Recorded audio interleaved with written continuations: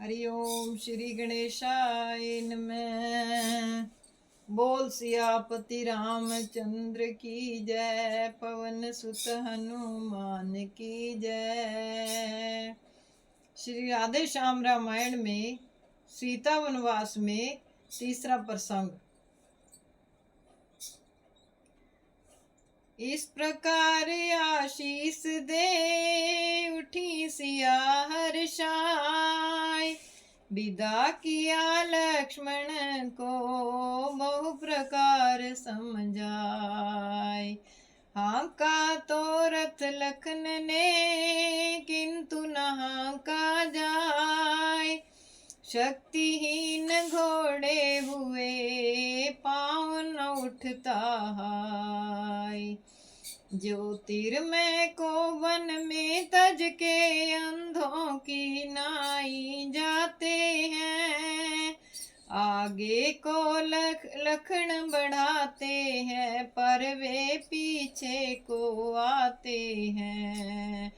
जब शब्द राम की दी उनको तब रवा राम के भक्त हुए, उस भक्ति भाव पर घोड़ों के श्री लखन लाल अनुरक्त हुए।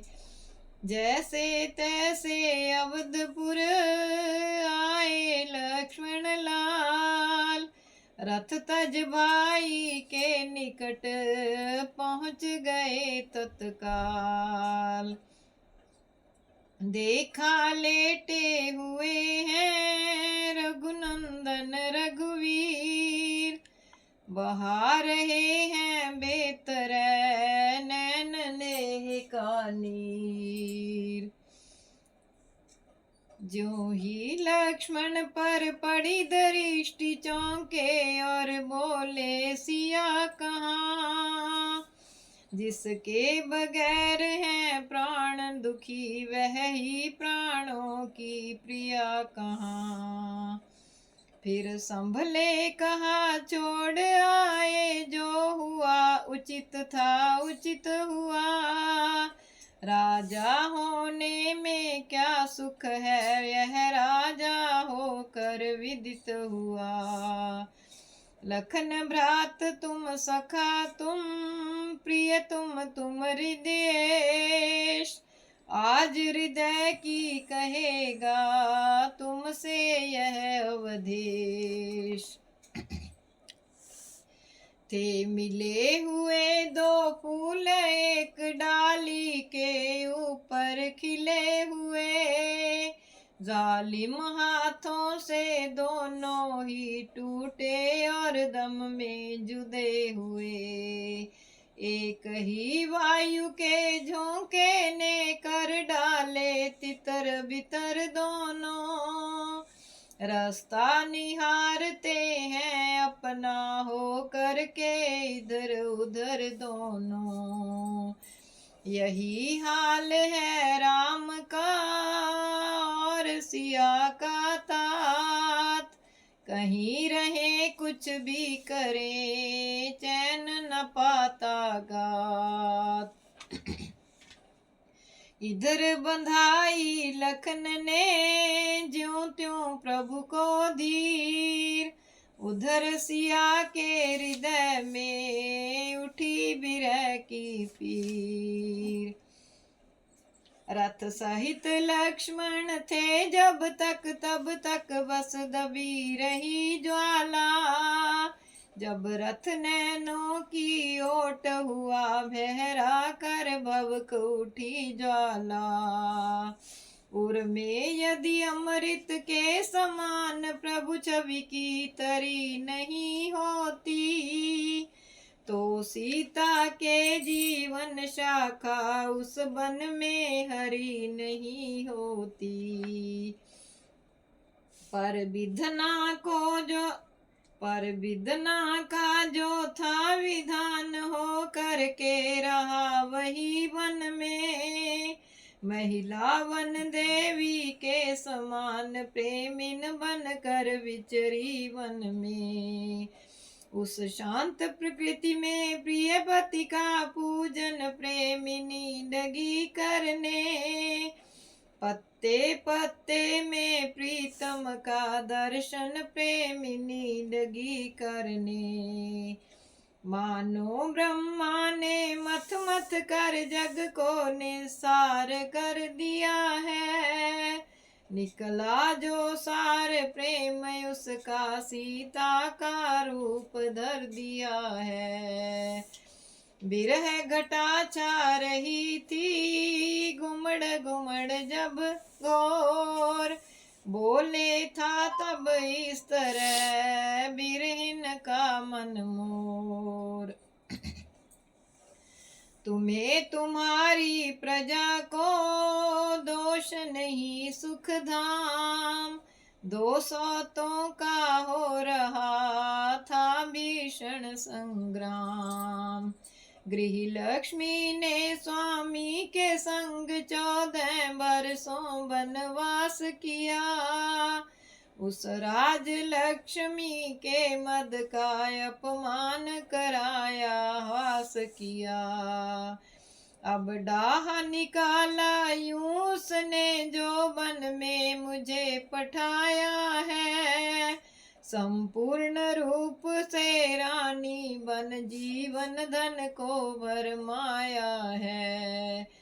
दुनिया में मुझसी दुखी और न दूजी कोई। जिसने सारी आयु ही संकट में दी कोई। कुआरी से ब्याही करने में किस कदर पिता को त्रास हुआ। फिर ज्यों ही शवशुरालय आई त्यों ही पति को वनवास हुआ। रानी होते जोगिनी हुई पाया जो पड़ा महल बदले। तिस पर भी नहीं विधाता के काले काले बादल बदले। अपमान लखन का कर डाला उस वन में मर्म वचन कह कर। खुद भी स्वामी का विरह सहाय उस लंका नगरी में रह कर। मेरे ही कारण प्राणनाथ गमगीन रहे कितने ही दिन। मेरी ही खातिर खूनों के दरियाऊ बहे कितने ही दिन। इतने पर भी उस विधना ने सुख से ना मुझे बिठलाया है। इंतहा कष्ट की यह कर दी जो अब वन में भिजवाया है। जिसने अपने जीवन भर में आराम न देखा भाला हो। मांगलिक समय में स्वामी ने महलों से जिसे निकाला हो। ऐसी दुखियारी नारी को हे वृक्षों कहीं भी देखा है। इतने कष्टों की मारी को हे जीवों कहीं भी देखा है। सीता रह सकती नहीं यों भी योग आधीन। नीर बिना संसार में कहीं रही है मीन। इन्हीं विचारों में हुई जब अत्यंत अधीर। आत्मघात करने चली तब गंगा के तीर। हुई कूदने को जभी उस जल में तैयार। तभी पड़ी एक कान में पीछे से ललकार। खबरदार मत त्यागना इस प्रकार से प्राण। आत्मघात से है नहीं कोई पाप महान। सीता ठहरी पीछे हट कर देखा एक मुनिवर आते हैं। जो नाव डूबती हो उसको मांझी ही पार लगाते हैं। वे आने वाले गैर नहीं पहले के परिचित योगी थे। विख्यात आदि कवि भारत के मुनिवर श्री वाल्मीकि जी थे। वाल्मीकि आए जभी वैदेही के पास, योगेश्वर थे योग से भेद गया सब भास। बोले बेटी धीरज रखो, यूं प्राण गंवाना ठीक नहीं। गुस्से में और मुसीबत में मति का बौराना ठीक नहीं। तुम तो विदेह की पुत्री हो, यूं चिंता करना लज्जा है। झूठी बदनामी को रख कर दुनिया से मरना लज्जा है धर्म तुम्हारा हर प्रकार, झूठे दोषों का नाश करो। जाएगी खुद कलंक रजनी, सतव्रत का सूर्य प्रकाश करो। अनुचित है फिर भी कहता हूँ, तुम खोटी बात कर रही हो। जो गर्भवती होकर बेटी जल में अपघात कर रही हो।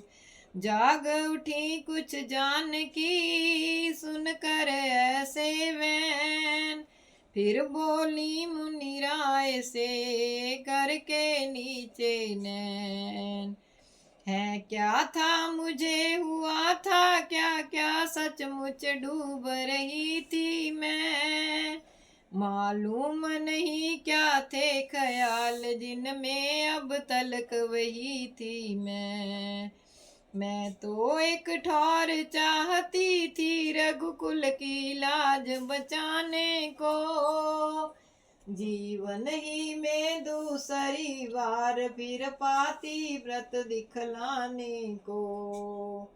इतने में गिरने लगा दुखी नयन से नीर, देख न सके दयालु मुनि तप्त हृदय की पीर। सोचा इस संसार की है अलवेली चाल, कोई कहीं बेहाल है कोई है बेहाल। जिसका पति है भारत नरेश, जो राजेश्वरी कहाती है, वह ही मारी मारी फिरती रहने को ठौर न पाती है। आती है बड़ी हंसी मुझको विधना की उल्टी माया है। सब भांति सती जो नारी है, उसको ही दोष लगाया है। इन्हीं विचारों में रहे कुछ क्षण मुनि लवलीन, फिर सीता जी से कहा देख अधिकतर दीन। रहने को ठौर तुम्हें बेटी पत्ता पत्ता दे सकता है। साक्षियां चरित्र तुम्हारे की जर्रा जर्रा दे सकता है। चिंता को छोड़ चलो आश्रम, रहने की जगह बना दूंगा। महलों की शोभा मान सहित फिर महलों में पहुंचा दूंगा। इस प्रकार सीता सहित ऋषि ने किया पयान, करवा दी अति शीघ्र ही नई कुटी निर्माण। सात्विक जीवन की सीमा पर बस इस प्रकार पहुंची सीता। कुछ ऋषियों की नारियों सहित उस कुटिया में ठहरी सीता। मुनिवर ने यह चतुराई की सीता का नाम छुपा डाला। है कौन कहाँ से आई है इन बातों पे पर्दा डाला। वन देवी कहने लगे सभी, पड़ गया नाम यह सीता का। ऋषि कन्याओं का काम करे, हो गया काम यह सीता का। प्राय हिरणों के बच्चों को गोदी में सिया खिलाती थी, गौओं के बछड़ों को बहुधा नहलाती, नीर पिलाती थी। ऋषि आश्रम की फुलवारी को खुद आप नराया करती थी, उन छोटे छोटे पौधों में पानी पहुंचाया करती थी। वे तुलसी के, वे केले के, वे बिल्व आंवले के विरवे, वे जूही गुलाब चमेली के, वे कमल के बड़े के विरवे। बारामासी से होकर के कुछ दिन में खूब लहक उठे, वन देवी का कर लगते ही बन के सब फूल महक उठे। हर ऋतु के फूल फूलने पर कायम हो गई बहार वहाँ, हर रोज हवा में रहती थी वीणा की सी झनकार वहाँ। इस प्रकार जब कुटी में बीत गए कुछ मास, तब मंगल और मोद का समय आ गया पास। गौओं हिरणों के बच्चों में आनंद अपार हुआ पैदा, केलों बिलवों के वृक्षों में एक अजब निखार हुआ पैदा। दुनिया की सारी चीजों में नूरानी नई समाई है, सुरमंडल ने नभ मंडल से फूलों की झड़ी लगाई है। झूम झूम सब डालियां भूमि रही थी झूम, तभी मची उस कुटी में पुत्र जन्म की धूम। 2-4 रोज में जान गए सब आस पास के नर नारी, ऋषि आश्रम वाली वन देवी है 2 पुत्रों की महतारी। ऋषि मंडल में आनंद हुआ, सत्संग सभाएं शुरू हुई, डट गई अखंड यज्ञ वेदी, प्रिय वेद कथाएं शुरू हुई। गुरुवर के नामकरण के दिन लव नाम सुनाया पहले का, फिर ऋषियों की सम्मति द्वारा कुश रखा गया दूसरे का। श्री वाल्मीकि को याद रहा जो वचन दिया था सीता को, तरतीब बार आरंभ किया लिखना रघुकुल की गीता को। वह रघुकुल की गीता क्या थी, था आदि काव्य मुनिराई का। चर्चा है अब भी दुनिया में उस कविता की सुघराई का। सचमुच उज्ज्वल चंद्रायण है वह वाल्मीकि की रामायण, दुनिया के लिए रसायन है वह वाल्मीकि की रामायण। जिस रामायण के रहने से अब भी यह भारत भारत है, उसकी परिपूर्ण लिखे महिमा यह कहाँ कलम की ताकत है। रामचरित लिखने लगे उधर मुदित मुनि राय, इधर बड़े होने लगे लव कुश दोनों भाई। उंगली के बल कुटी में चले जभी चित चोर, सबको तो तलवैन से दिया प्रेम में बोर।